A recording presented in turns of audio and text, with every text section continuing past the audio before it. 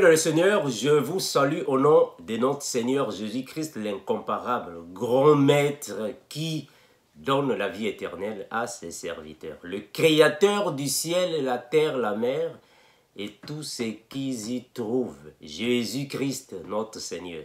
Merci mes bien-aimés, vous qui aimez les Saintes Écritures. Mes bien-aimés, j'espère que j'ai déjà parlé à maintes reprises dans cette chaîne concernant les 24 vieillards de l'Apocalypse. J'en ai déjà parlé à maintes reprises, mais aujourd'hui, je vais encore en parler, mais dans une autre manière, afin que vous puissiez réellement nous saisir. Mes frères, comme j'ai toujours dit que cette série, qui est la série La nourriture solide, c'est pour les chrétiens matures. Les chrétiens qui peuvent déjà manger la chair de l'agneau. Ceux qui peuvent déjà égorger le taureau. C'est pour les chrétiens qui ont déjà des dons pour manger. Ce n'est pas pour ceux qui sont encore au lait. Afin que vous ne soyez pas scandalisés des termes que nous utilisons ici. Parce que nous voulons comprendre la pensée de la Bible. Voilà pourquoi j'ai dit là-bas, j'ai écrit la vieillesse de Jésus-Christ. Cela signifie quoi? On va expliquer par rapport à la parole et vous puissiez alors grandir avec la Bible. Quand la Bible parle des 24 vieillards, cela ne signifie pas dire que là-bas au ciel, il y a 24 vieillards qui sont là-bas. Non, on va expliquer ici encore une fois que cela signifie. Incomparable Seigneur, nous te remercions infiniment, toi qui es Dieu, créateur du ciel et la mer et tout ce qui y trouve. Merci infiniment, Père, de ce que tu donnes encore la force, tu donnes encore des connaissances à tes serviteurs pour nourrir ton peuple. Soit avec tes enfants partout, ton magnifique nom, nous en sommes priés, nous disons Amen. Merci mes bien-aimés, vous qui aimez les Saintes Écritures, vous qui aimez alors cette série, la nourriture solide pour des chrétiens matures. Quand la Bible parle des 24 vieillards, la Bible veut expliquer, le Seigneur veut dire quelque chose. Quand je dis ici la vieillesse de Jésus-Christ, cela ne signifie pas dire réellement que Jésus-Christ est un vieux papa, non. C'est un terme que nous allons expliquer par rapport à la pensée de la Bible. Je suis dans Apocalypse. Apocalypse chapitre 14, je prends le premier verset. Prenez vos Bibles à la maison, mes frères, afin que nous puissions tous marcher ensemble. C'est ça, les enseignements, c'est ça.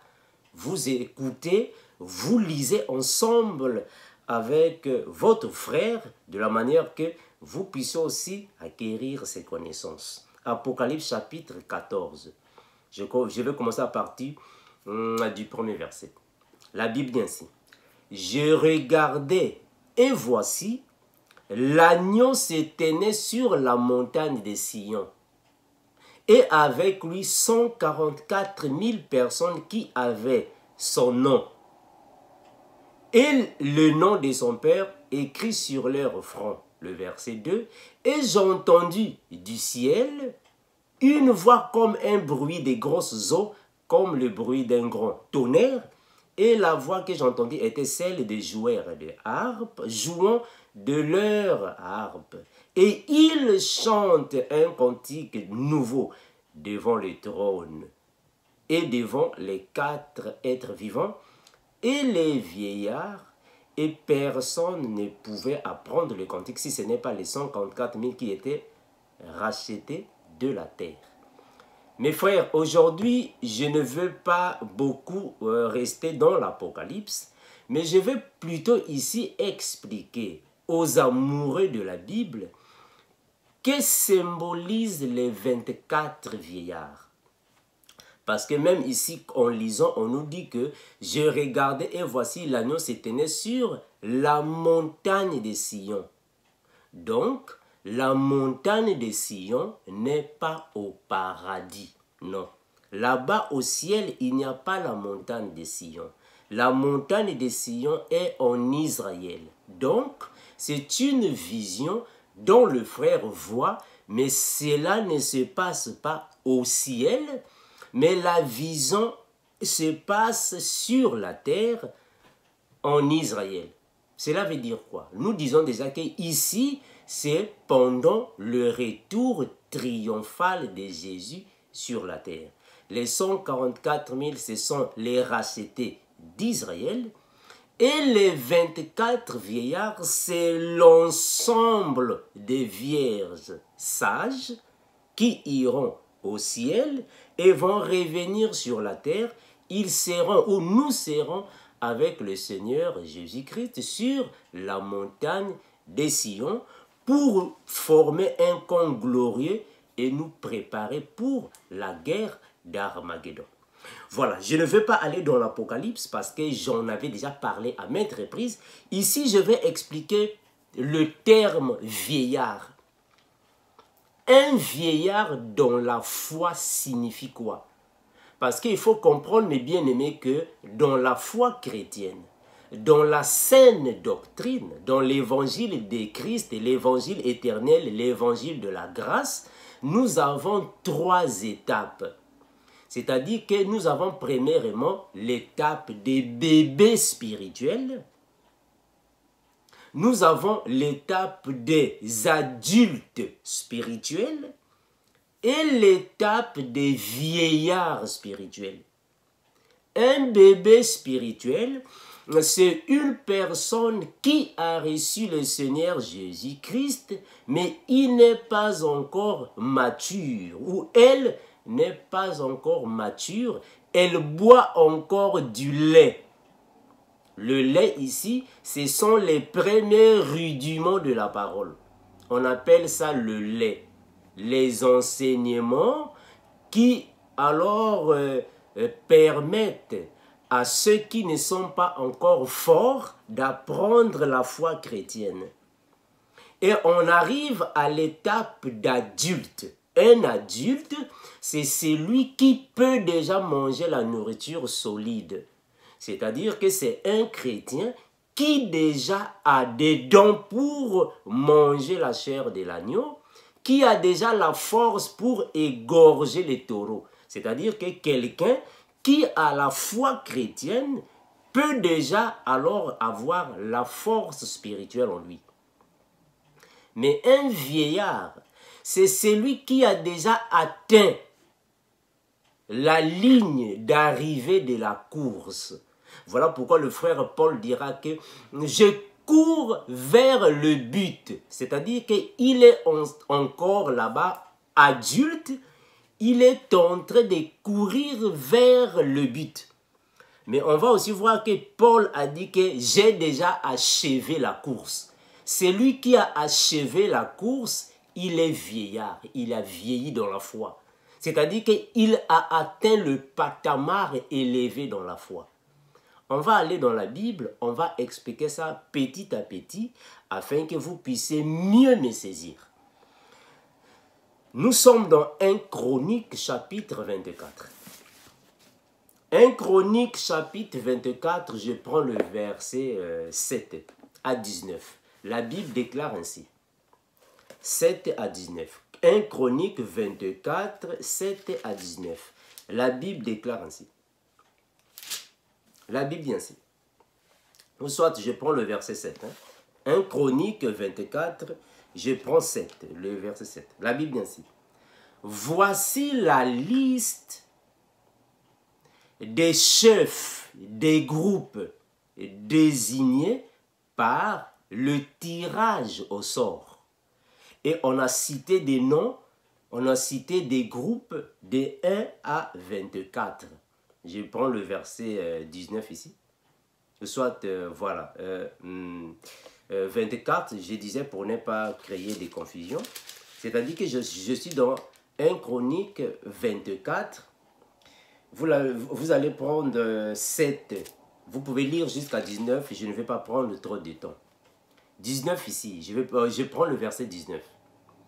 Les groupes se conformaient à cet ordre pour leur service dans le temple du Seigneur.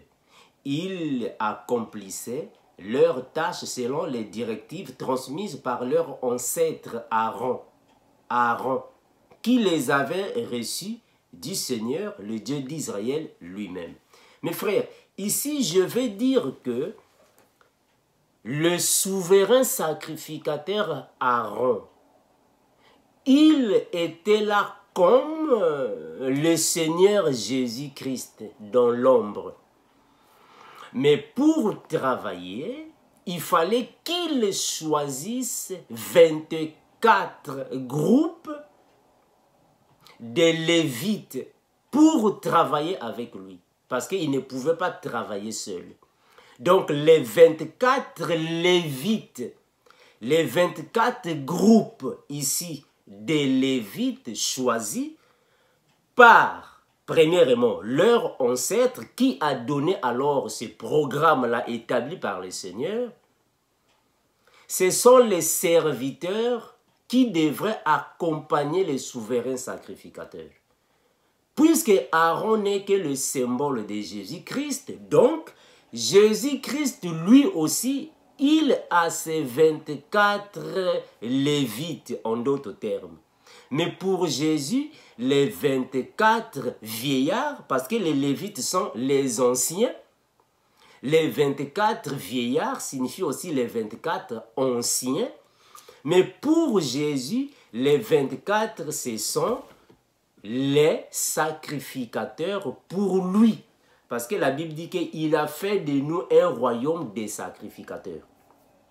Mais au temps d'Aaron, ces sacrificateurs étaient, au fait, la liste des 24 symbolisait alors les sacrificateurs, les serviteurs aussi, qui devraient accompagner Aaron dans le service. Je vais prendre ça dans 2 21, afin que vous me saisissiez mieux peut-être. 1 Chronique 24, je commence à partir du verset 7. 1 Chronique 24, je commence à partir du verset 7. 1 Chronique 24, 7. Je suis dans la version 2 21. Qui nous dit ici la parole. La Bible nous dit ainsi. Le premier sort tomba sur Jéhojarib, le deuxième sur Jedaéja, le troisième sur Harim, le quatrième sur Séorim, le cinquième sur Malkija, le sixième sur Mijamé. Vous pouvez continuer la lecture pour ne pas trop prendre du temps. Vous pouvez lire à la maison et vous allez arriver jusqu'au verset 19. Vous pouvez faire la lecture à la maison, je ne vais pas perdre beaucoup de temps. Le verset 19, il dit ainsi.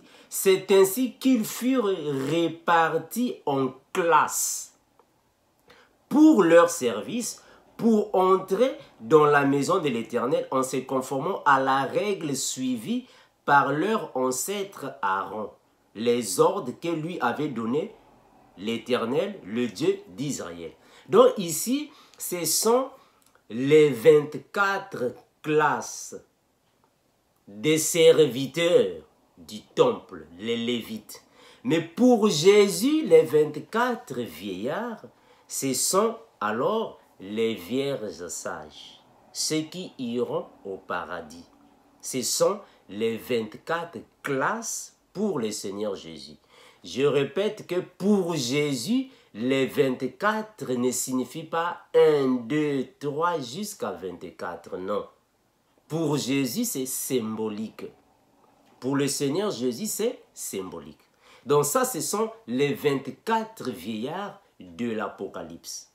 C'est par rapport à Aaron, au sacerdoce lévitique. Jésus aussi a son sacerdoce. Donc là-bas au ciel, il n'y a pas de 24 vieillards. Les 24 vieillards, ce sont les vierges sages qui vont quitter la terre, qui vont monter. Mais avant de monter, ils doivent atteindre l'âge de la vieillesse.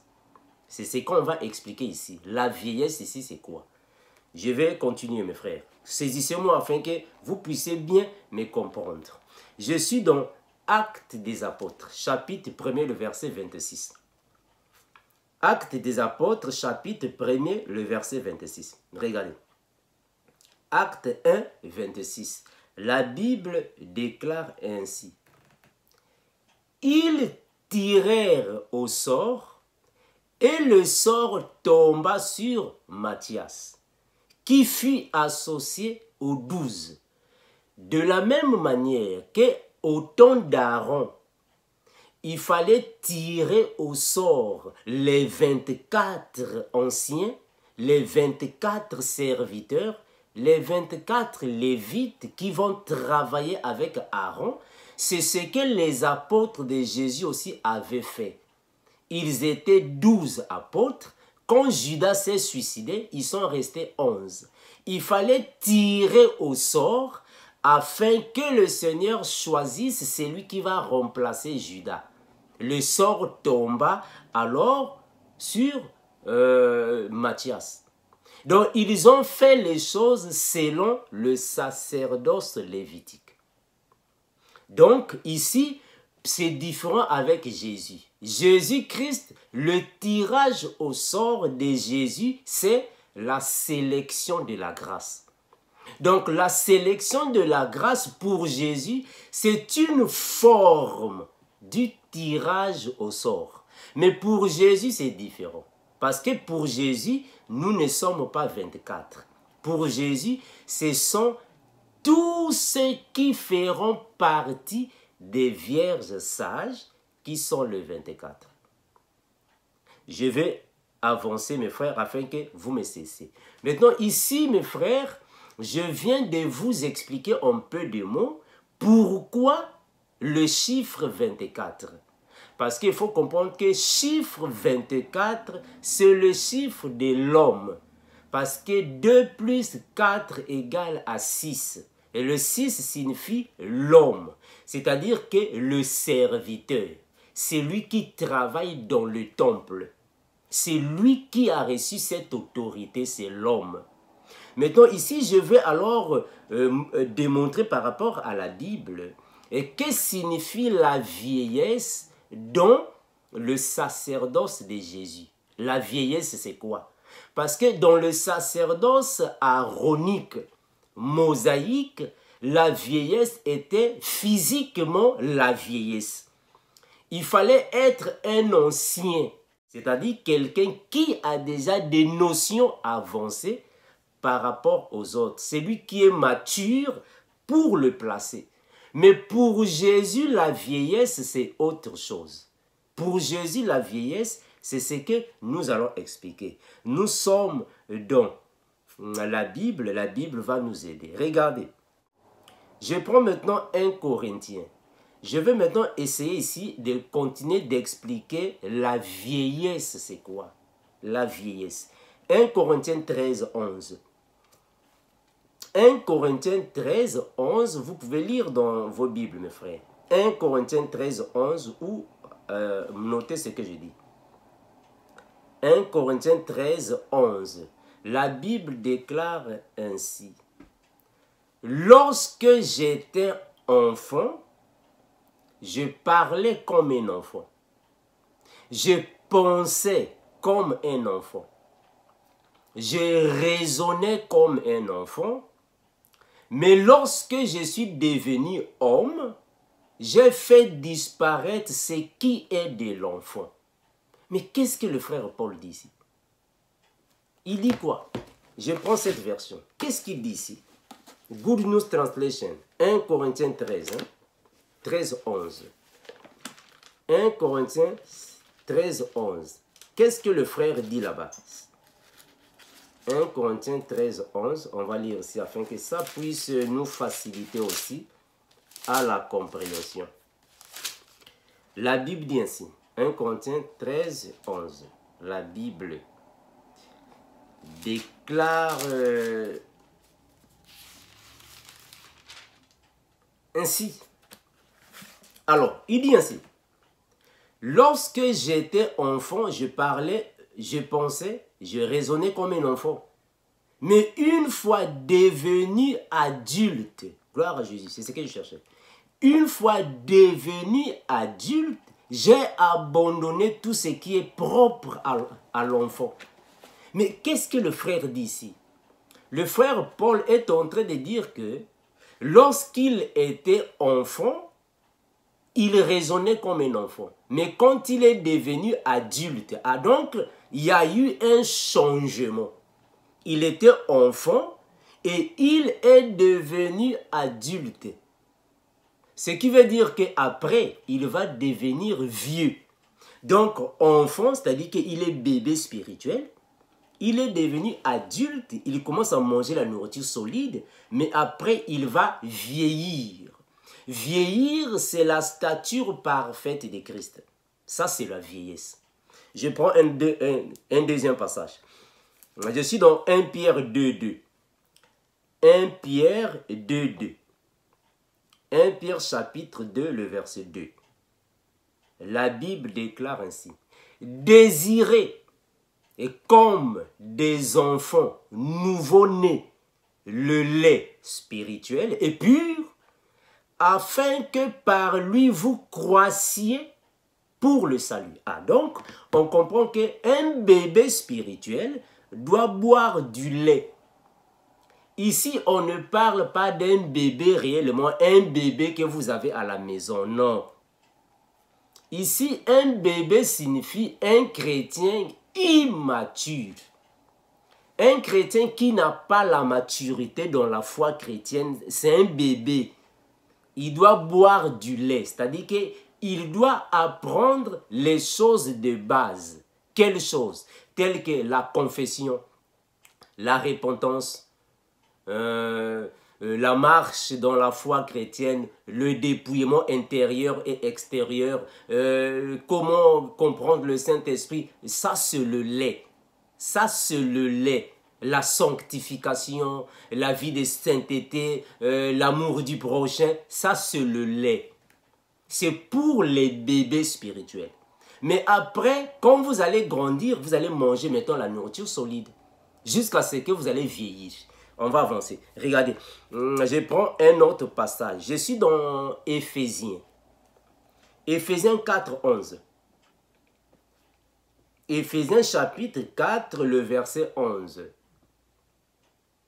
Éphésiens 4, 11. Et je vais revenir jusqu'au verset 13. Saisissez-moi, mes frères. La Bible dit ainsi. Et il a donné les uns comme apôtres, les autres comme prophètes, évangélistes, pasteurs et docteurs. Maintenant, mes frères, saisissez-moi bien. Saisissez-moi. Le verset 12. Pour le perfectionnement des saints, en vue de l'œuvre du ministère et de l'édification du corps de Christ. Saisissez bien. Jusqu'à ce que nous ayons parvenu, à l'unité de la foi. Ça, c'est la première étape. L'unité de la foi, c'est la première étape. L'unité de la foi et de la connaissance du Fils de Dieu. C'est une étape. À l'état d'homme fait et à la mesure de la stature parfaite de Christ. Ça, ce sont les étapes que nous traversons. Avant d'arriver à la stature parfaite de Christ, parce que ça, c'est le top. Dans la foi chrétienne, la stature parfaite de Christ, c'est le top. Ça, c'est la vieillesse. Quand tu arrives là-bas, c'est le top. Parce qu'on doit d'abord commencer avec l'unité de la foi. On doit d'abord t'expliquer la foi chrétienne. L'unité de la foi, la connaissance de Dieu, à l'étape d'homme fait, à la mesure de la stature parfaite de Christ. Ce sont des étapes que nous traversons dans la foi chrétienne. Je vais avancer, mes frères, afin que vous puissiez mieux me saisir. Regardez, je prends Exode chapitre 12, le verset 5. Exode 12, 5. Exode 12, 5. 12, 5. La Bible dit ainsi. Exode chapitre 12, le verset 5. La Bible dit ainsi. ce sera un agneau sans défaut, mâle, âgé d'un an. Vous pourrez prendre un agneau ou un chevreau.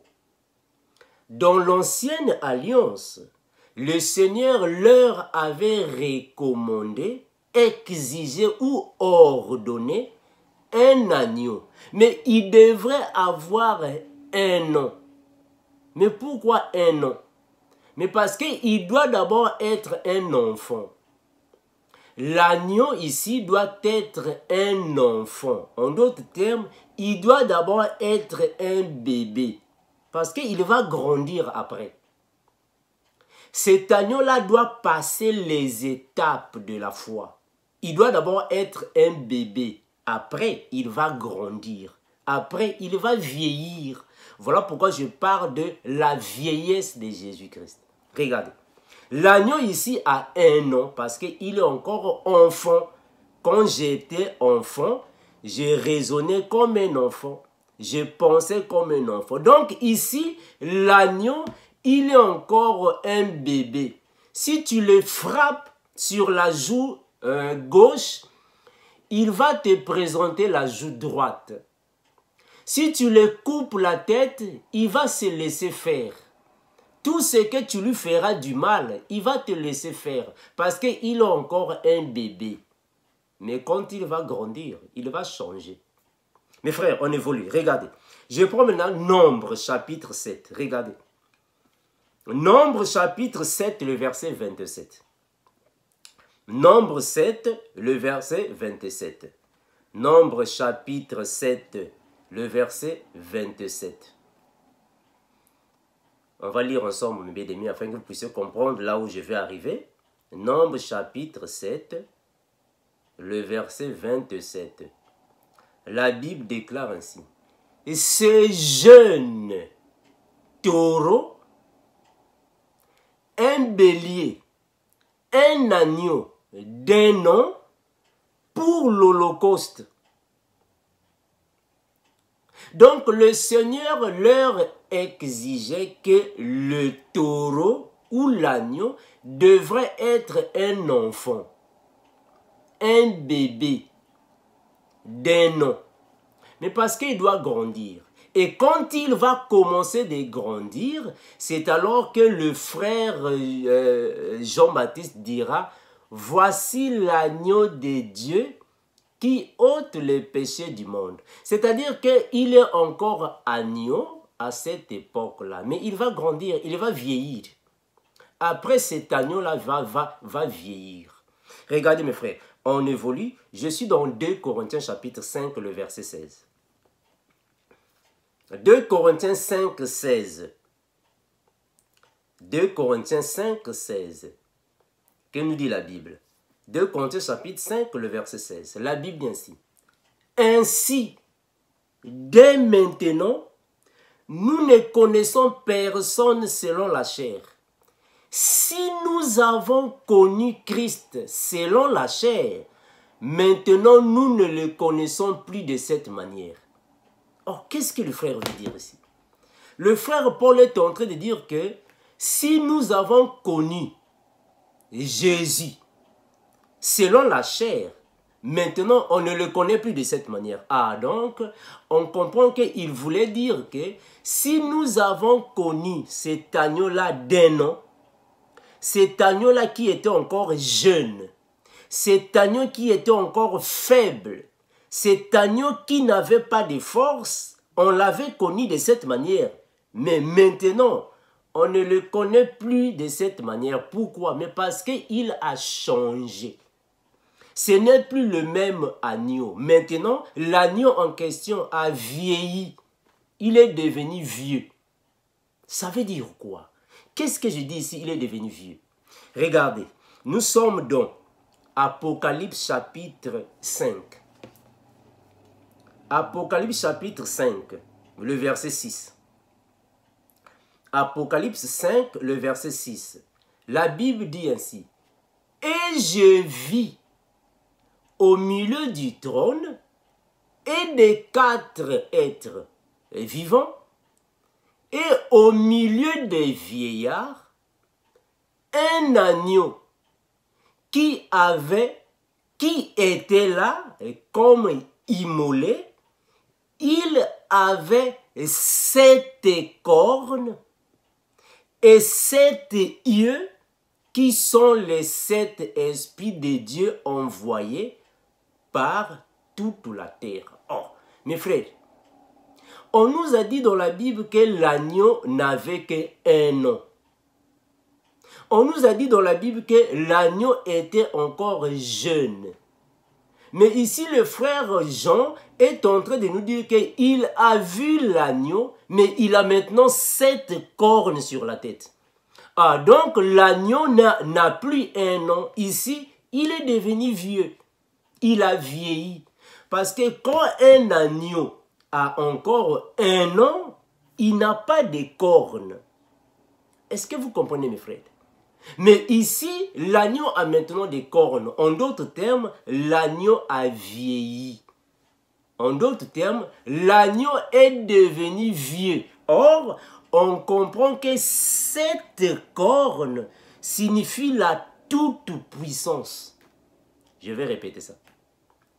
Selon le langage de la Bible, une corne signifie la puissance, le pouvoir. Mais lui, ici, il n'a pas seulement une corne. Il a 7 cornes. Or, le chiffre 7, c'est le chiffre de la perfection. Puisqu'il a maintenant 7 cornes, donc il est au-dessus de la perfection. En d'autres termes, il est le Tout-Puissant. Gloire à Jésus. Mes frères, voilà pourquoi nous vous disons toujours que Jésus-Christ est Dieu le Père. Si vous voyez quelqu'un, si vous entendez quelqu'un vous dire que Jésus n'est pas Dieu le Père, mais parce qu'il ne mange pas encore la nourriture solide, hein frère, il est encore au lait. Ici, on nous dit que l'agneau a maintenant 7 cornes. Mais une corne signifie un pouvoir, une puissance. Donc il a 7, donc il est le tout-puissant. Or le tout-puissant signifie le tout-fort. C'est lui qui est plus fort que tout le monde. Et la Bible dit encore qu'il n'a pas seulement 2 yeux, mais il a maintenant 7 yeux. Or un œil, selon le langage de la Bible, signifie la vision. Voilà pourquoi aujourd'hui on parle de l'œil du devant. C'est-à-dire qu'un œil qui est ici au devant. Et les satanistes appellent ça l'œil qui voit tout. Mais en Jésus, on a 7. En d'autres termes, il est omniscient. Donc il connaît tout, il voit tout. Donc ici, l'agneau a maintenant 7 cornes et 7 yeux. Donc l'agneau a grandi. Il est devenu vieux. Il a vieilli. Voilà pourquoi le frère Paul a dit ici que dès maintenant, nous ne le connaissons plus de cette manière. Parce qu'on l'avait connu un agneau d'un an. Un agneau jeune, mais maintenant on ne le reconnaît plus de cette manière. Il a changé. Il a maintenant 7 cornes et 7 yeux. Cet agneau-là, si tu lui donnes une gifle, il va rendre. Ce n'est plus l'agneau là-bas qui était en Israël. On le gifle, il ne rendait pas. Non. Aujourd'hui, l'agneau-là, il va rendre parce qu'il est dans la position du Père. Il est le Tout-Puissant. Est-ce que vous comprenez ça? Donc, en d'autres termes, l'agneau est devenu vieux. Il a vieilli. Je vais lire ça dans cette version. Regardez. Regardez. L'agneau a vieilli. Il est devenu vieux, le Tout-Puissant. Regardez. Je lis ça ici. Apocalypse chapitre. Je prends Apocalypse chapitre. Je prends Apocalypse chapitre 5, le verset 6. Qu'est-ce que Good News dit ici? Regardez. Apocalypse 5, 6. La Bible déclare ainsi. 5, 6 dit ainsi. Et je vis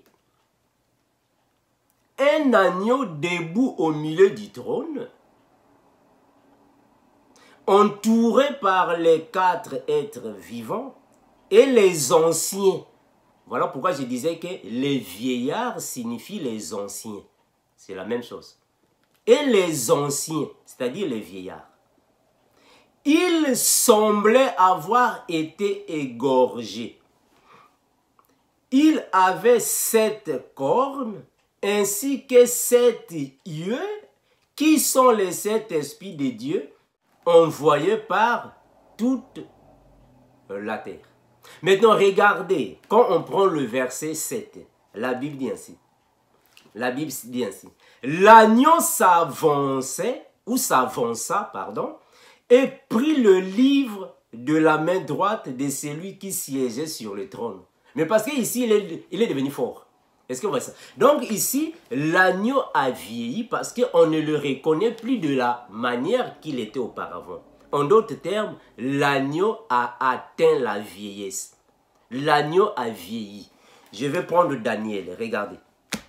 Je prends Daniel chapitre 7. Afin que vous puissiez comprendre ici que l'agneau est devenu un vieillard. Il a vieilli.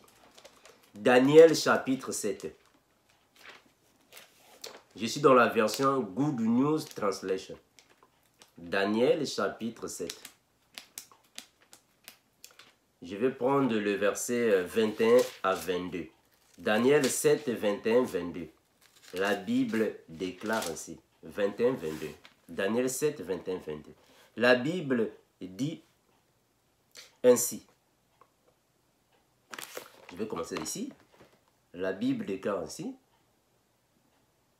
Alors, tandis que je regardais, elle faisait la guerre au peuple des dieux. Ici, c'est l'Antichrist, hein, selon dans la révélation.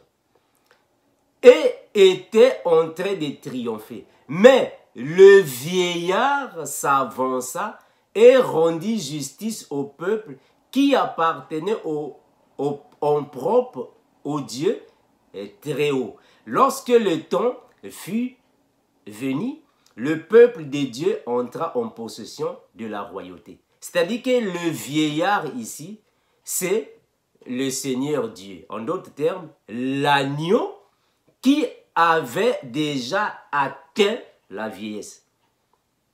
Est-ce que vous comprenez? Donc ici, c'est l'agneau qui atteint la vieillesse.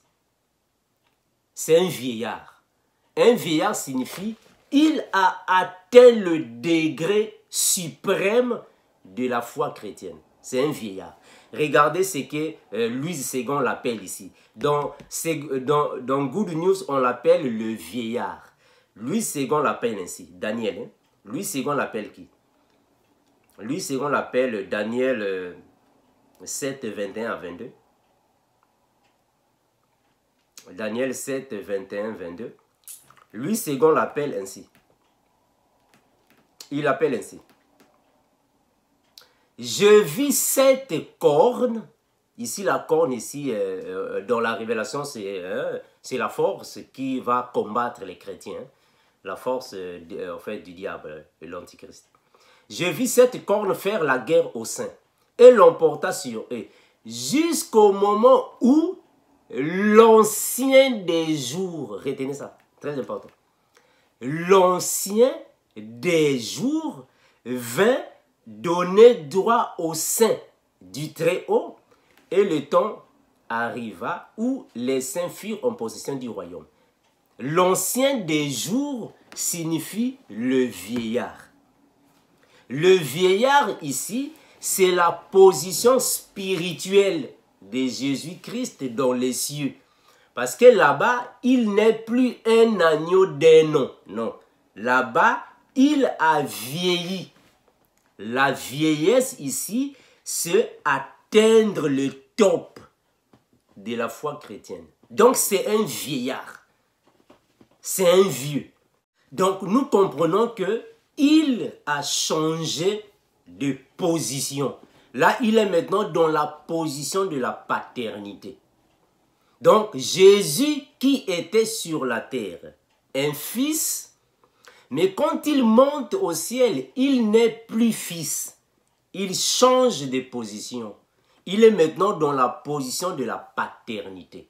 Voilà pourquoi le frère Paul va le dire. Je vais prendre 2 Corinthiens. Je vais prendre ça dans la version Good News Translation. 2 Corinthiens 5, 16. Je vais relire ça ici. 2 Corinthiens 5, 16, la version Good News Translation. La Bible déclare ainsi. Voilà pourquoi nous ne considérons plus personne d'une manière purement humaine. Même si autrefois nous avons considéré le Christ d'une manière humaine, mais maintenant nous ne le considérons plus ainsi. Dès maintenant, nous ne le considérons plus ainsi. Pourquoi? Mais parce qu'il a changé. Ce n'est plus l'agneau des noms. Ce n'est plus le jeune agneau, le jeune taureau. Il a maintenant la toute puissance parce que quand il monte au ciel, ce n'est plus le même. En d'autres termes, il a vieilli. Il est devenu vieux. C'est un terme. Regardez mes frères, on va prendre Matthieu. Matthieu 7, 16 à 17. On est toujours ici en train d'expliquer qu'est-ce que signifie la vieillesse. La vieillesse signifie quoi selon la Bible? On va prendre Matthieu chapitre 7. Je prends Matthieu chapitre 7, le verset 16 et 17. Matthieu 7, 16 et 17. Matthieu 7, 16 et 17. Je vais prendre ça afin que nous puissions comprendre ce que nous disons ici. Matthieu 7, 16 et 17. La Bible déclare ainsi. Vous les reconnaîtrez à leurs fruits.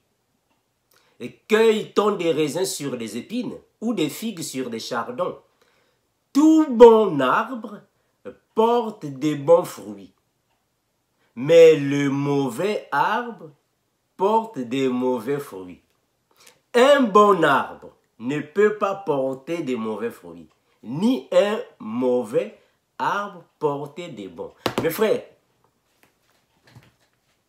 un arbre porte des fruits. Donc, nous sommes des arbres. Nous portons des fruits. Mais regardez, frères, selon le langage de la Bible, le frère Paul nous a dit que Jésus est prémisse. Il est prémisse. Oh, mais pourquoi Jésus est prémisse? Jésus est prémisse parce que nous sommes considérés comme un champ. Et dans ces champs-là, il y a des fruits. Un fruit vert signifie un enfant. Il n'est pas encore arrivé à la maturité. Un fruit mûr signifie une personne qui a atteint la vieillesse. En d'autres termes, un fruit mûr, c'est un fruit qui n'a plus de force. Si tu bouges l'arbre, le fruit là va tomber. C'est comme un vieux papa, une vieille maman. C'est une personne qui n'a plus de force. Parce que la personne a déjà atteint l'âge de vieillesse. Si tu le bouges, la personne va tomber. Parce que c'est un fruit qui est déjà faible.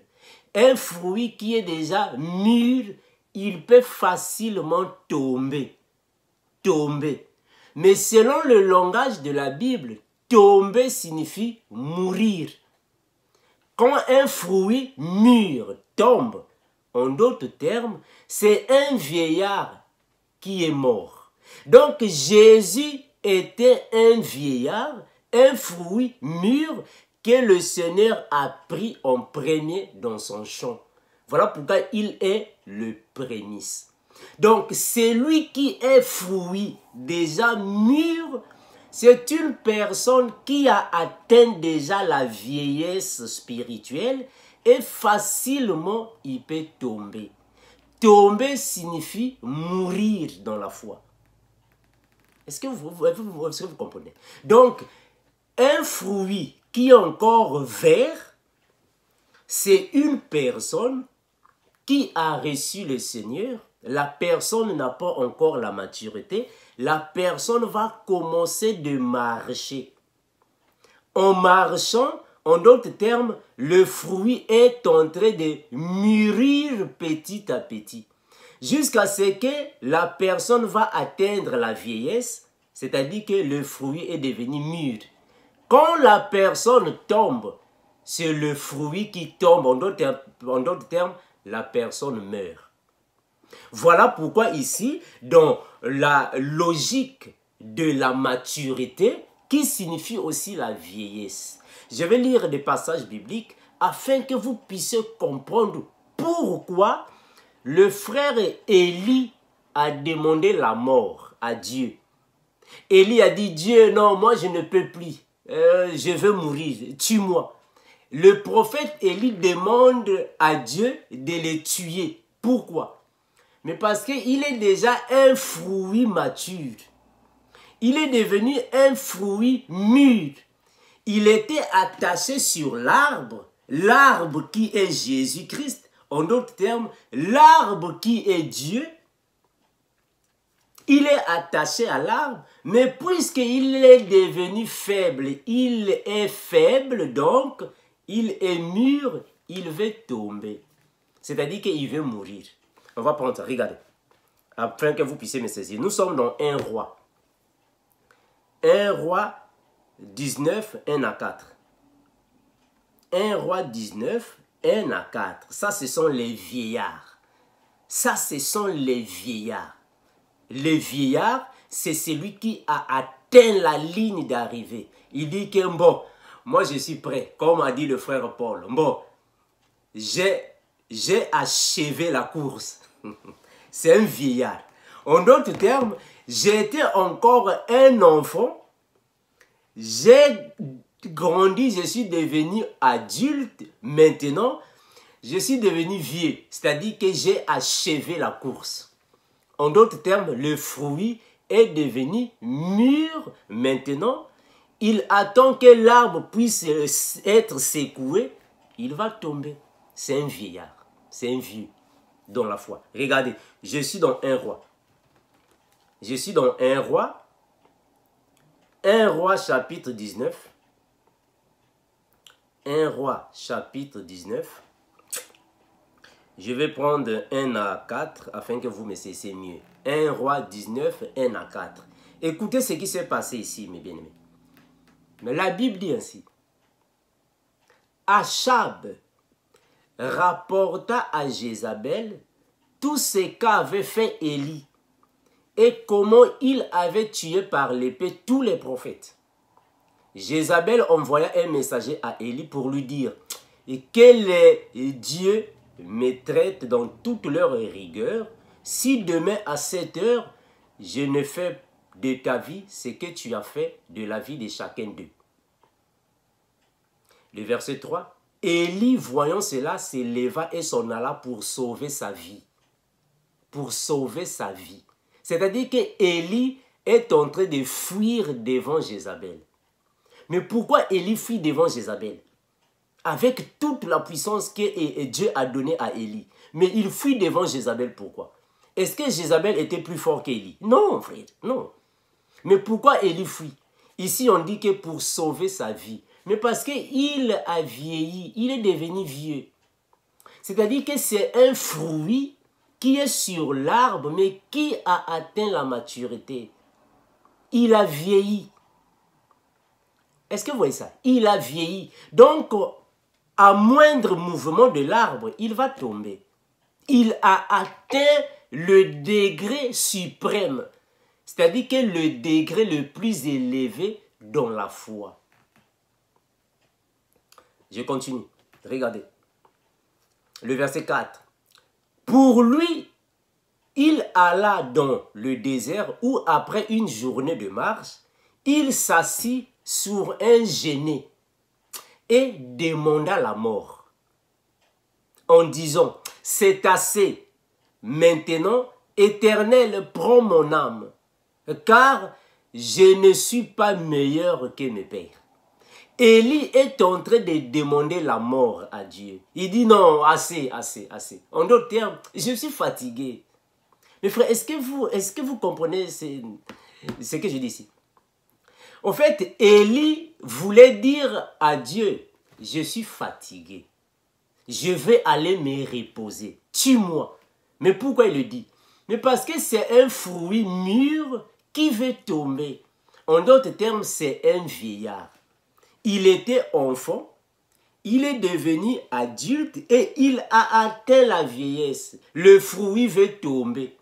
C'est la même chose avec le frère Moïse. Moïse aussi a demandé la mort. Mais c'est un fruit mature, il veut tomber de l'arbre. Regardez, on va aller là-bas. Je prends Nombre 11. Nombre chapitre 11. Mais bien aimé, c'est moi. Hein? Nombre chapitre 11. Regardez, je prends Nombre chapitre 11, le verset 14 et 15. Nombre 11, 14 et 15. Regardez ce que dit la Bible ici. Nombre chapitre 11, le verset 14 et 15. Alors, la Bible va dire ainsi, le verset Nombre 11, 14 et 15. La Bible va dire ainsi. La Bible va déclarer ainsi, mes bien-aimés. Nombre 11, 14, 15. La Bible déclare ainsi. La Bible dit ainsi. Ça, c'est le frère Moïse qui le dit. Vous pouvez faire la lecture de tout le chapitre. Je ne vais pas perdre beaucoup de temps. Je pense seulement le verset 14. Je ne puis pas. En d'autres termes, je ne peux plus. À moi seul porter tout ce peuple-là. Car il est trop pesant pour moi. Et plutôt que de me traiter ainsi, tue-moi. Je te prie, si j'ai trouvé grâce à tes yeux et que je ne vois pas mon malheur. Donc ici, c'est le prophète Moïse. Il a trop travaillé. Puisqu'il a beaucoup travaillé, maintenant, il s'est fatigué. Il demande la mort. Il dit à Dieu, Seigneur, je te prie, tue-moi. En d'autres termes, c'est un fruit de l'arbre qui était auparavant vert. Mais quand il était vert, il fallait que le fruit passe des persécutions. Il doit passer des tribulations, des souffrances. Il doit passer des moments difficiles jusqu'à ce que le fruit va devenir mûr. Quand le fruit devient mûr, alors il se fatigue. Puisqu'il s'est fatigué, alors ce fruit-là qui est sur l'arbre va maintenant demander à Dieu, Dieu, viens bouger l'arbre afin que je tombe, parce que je suis fatigué. Et le Seigneur va l'exaucer. Le Seigneur va exaucer Moïse. Il va dire, pose les mains sur Josué, afin que Josué continue ton ministère. Parce que Moïse, c'est un vieillard, il est fatigué. Donc, un vieillard, c'est un enfant de Dieu qui a atteint le degré le plus élevé dans la foi. Je vais prendre encore le frère Job. Regardez Job. Job 6. Job chapitre 6. Job chapitre 6, le verset 9 et 11. Job 6, le verset 9 et 11. Regardez ce que le frère dit. Vous pouvez lire l'autre, le reste, hein, je ne vais pas perdre de temps. 6, je prends 9 à 11. Le frère dit ainsi. Qu'il plaise à Dieu de m'écraser. Ça, c'est Job qui le dit. Qu'il plaise à Dieu de m'écraser. Qu'il étende sa main et qu'il m'achève. En d'autres termes, Job disait, Seigneur, tue-moi, je suis fatigué. Je suis arrivé à bout. C'est-à-dire que j'ai beaucoup supporté jusqu'ici. J'ai vieilli. Je vais partir me reposer. Est-ce que vous comprenez, frère? Donc le frère Job veut se reposer parce qu'il a vieilli. Je continue. Il dit ainsi, qu'il plaise à Dieu de m'écraser, qu'il étende sa main et qu'il m'achève. Le verset 10. Il me reste du moins une consolation, une joie dans les mots dont il m'accable. Jamais je n'ai transgressé les ordres du Saint. Le verset 11. Pourquoi espérer quand je n'ai plus de force? Ah, mais bien aimé. Mais frère, est-ce que vous comprenez ce que la Bible dit, frère? Le frère a bien dit ici. Et pourquoi espérer quand je n'ai plus de force? C'est-à-dire qu'il a vieilli. Il est devenu vieux dans la révélation. Selon la parole, il n'a plus de force. Et pourquoi attendre comme ma fin est certaine? Je prends le verset 12. Ma force est-elle une force de pierre? Mon corps est-il d'airain? Et je continue. Ne suis-je pas sans ressources et le salut n'est-il pas loin de moi? Donc il est en train alors de demander au Seigneur de lui achever, de lui tuer. Je vais prendre ça dans cette version. Regardez. Qu'est-ce que Good News Translation dit? Qu'est-ce que le vocabulaire ici dit? Parce que j'aime le vocabulaire de Good News Translation. Son vocabulaire me plaît. Job 6, 9. Regardez. Job 6, 9 à 11. Job 6, 9 à 11. La Bible déclare ainsi. Job 6, 9 à 11. Il dit ainsi. Qu'il consente enfin à m'écraser pour des bons, et qu'il laisse aller ma main, et qu'il tranche le fil. Mais frère, est-ce que vous voyez ce qu'il dit ici? Qu'il tranche le fil. Je sauterai de joie dans ma peine sans fin, et j'obtiendrai alors ce dernier réconfort. Mais voilà, il voulait se reposer. Il voulait se reposer. S'il voulait se reposer, j'obtiendrai alors ce dernier réconfort. Ne pas avoir trahi les ordres du Dieu saint. Le verset 11. Mais je n'ai plus la force d'espérer encore. À quoi bon patienter? Je n'ai plus d'avenir. Suis-je une pierre, moi, pour résister à tout? Mon corps est-il de bronze? Est-ce que vous voyez ça? Je n'ai plus en moi une seule ressource. Je me trouve privé de plus petites ressources. Mes frères, le frère Job est un vieillard dans la foi. Puisque c'est un vieillard dans la foi, alors son heure est arrivée, il veut partir parce que c'est un vieux. Donc un vieillard, c'est lui qui a l'Esprit de Dieu en lui. Il a beaucoup travaillé avec le Seigneur. Il a exécuté les ordres de Dieu, mais arrivé au temps de sa faiblesse, il demande à Dieu le repos. Il dit, Seigneur, tue-moi, je veux me reposer. Parce qu'il est fier de son travail. Il a travaillé et il veut se reposer. C'est un vieillard. On va continuer, mes frères. Regardez. Je vais prendre le frère Paul. Écoutez ce que le frère Paul va dire. Hein. Ce que le frère Paul dit. Je suis dans Philippiens. Philippiens. Que dit le frère Paul? Philippiens. Je prends Philippiens. Je prends Philippiens, le chapitre 1er, le verset 21 à 23. Philippiens 1, 21 à 23. Écoutez ce que le frère Paul dit. Parce que Paul, lui aussi, il atteint la vieillesse. Voilà, il a atteint la maturité. Je vous ai lu un verset biblique ici, dont Paul disait que lorsque j'étais enfant, je raisonnais comme un enfant. Je pensais comme un enfant. Mais lorsque je suis devenu adulte, est-ce que vous voyez ça? Bon, maintenant, ici, Paul est devenu un vieillard. Il a vieilli. Regardez, Philippiens 1, 21 à 23. Il dit ainsi, car Christ est ma vie et la mort m'est un gain. Pourquoi il dit ça? Mais il a vieilli. Il a travaillé et il est convaincu de son travail. Il veut aller se reposer.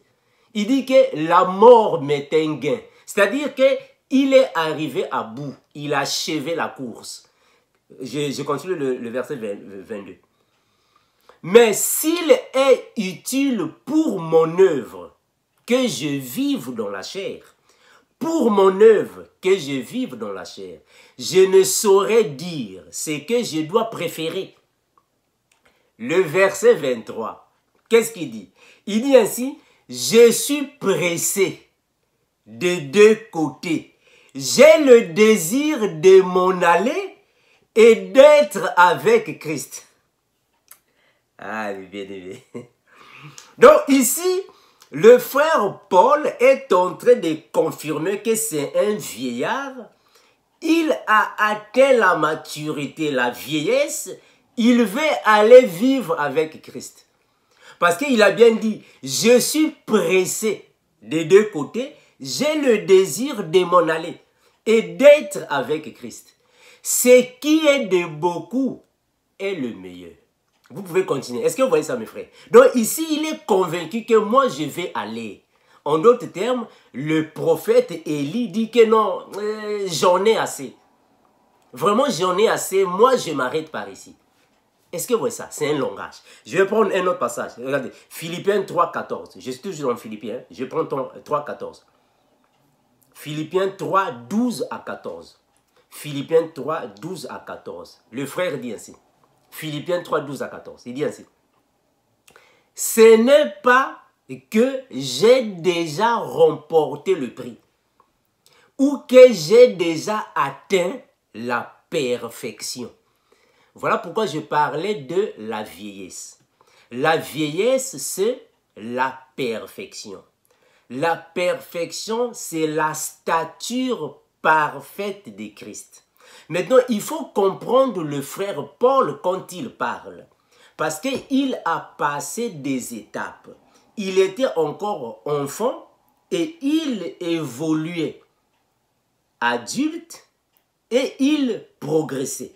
Est-ce que vous voyez ça? Donc, Paul, quand il dit « Je n'ai pas encore atteint la perfection », parce qu'il était en train de mûrir, de marcher. Mais vous allez comprendre qu'il confirme que j'ai déjà achevé la course. Quand il dit que j'ai achevé la course, c'est-à-dire que j'ai atteint la perfection.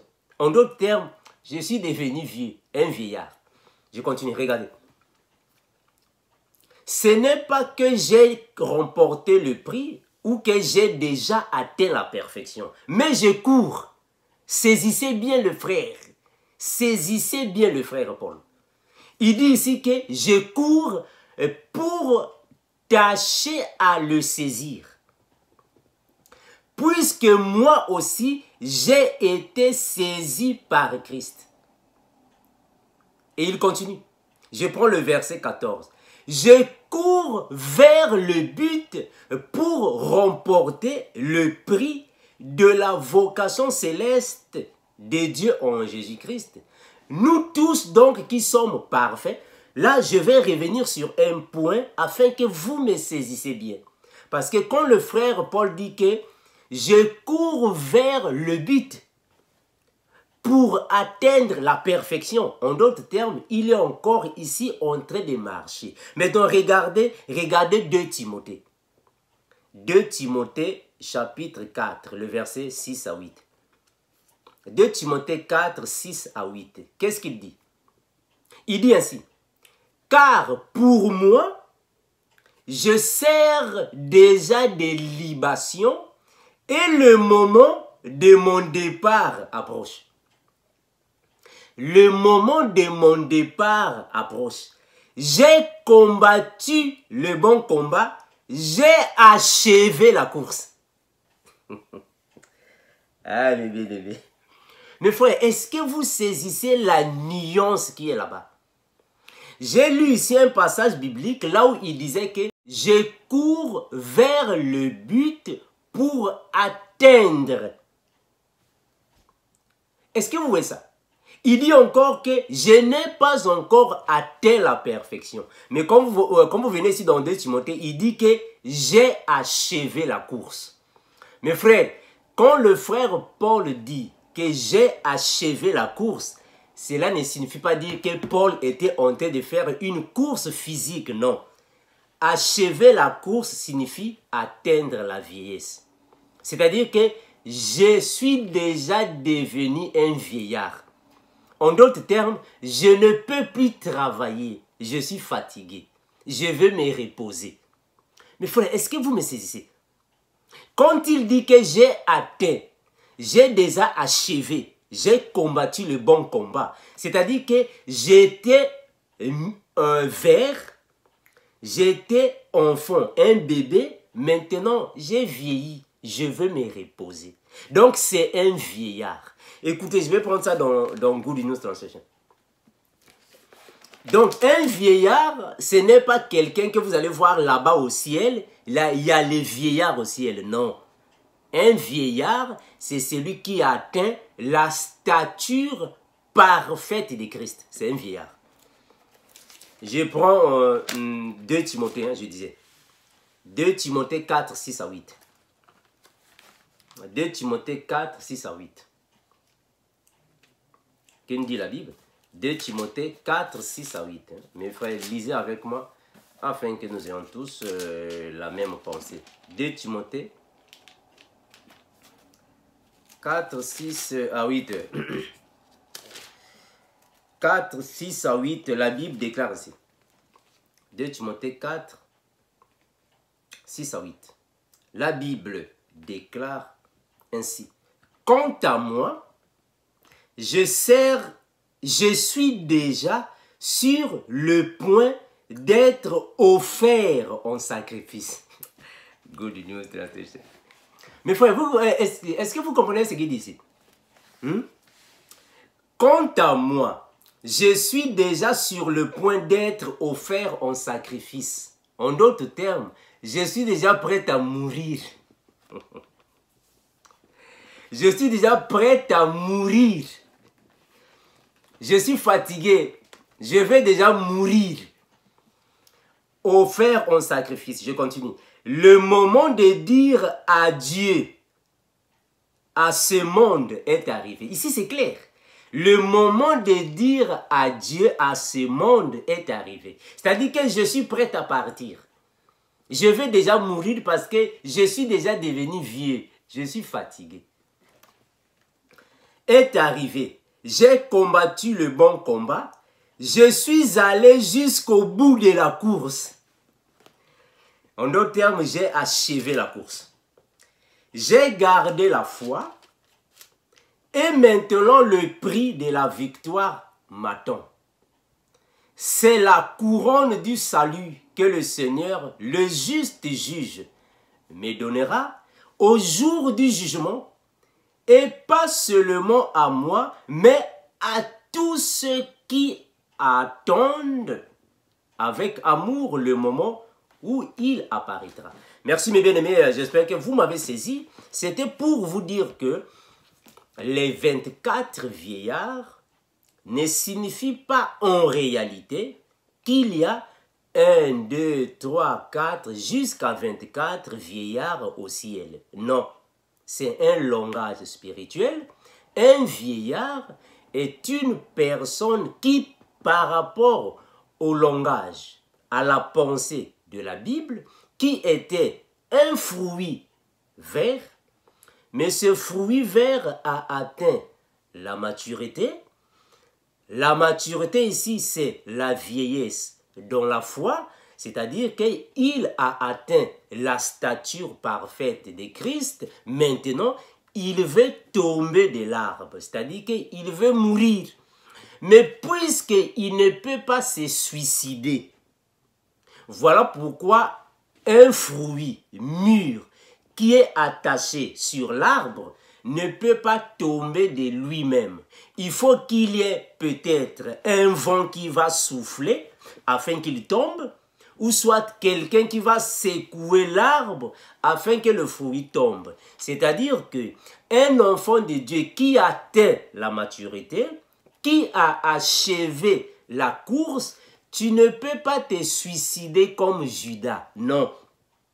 Mais tu dois plutôt attendre que le Seigneur lui-même vienne te prendre. En d'autres termes, te ôter la vie, afin que tu t'en ailles. Voilà pourquoi Élie et plusieurs encore, je n'ai pas vraiment assez de temps, plusieurs prophètes encore, eux-mêmes, ils ont demandé au Seigneur, « Seigneur, tue-moi ». Ils ont demandé parce qu'ils étaient sûrs de leur travail bien fait.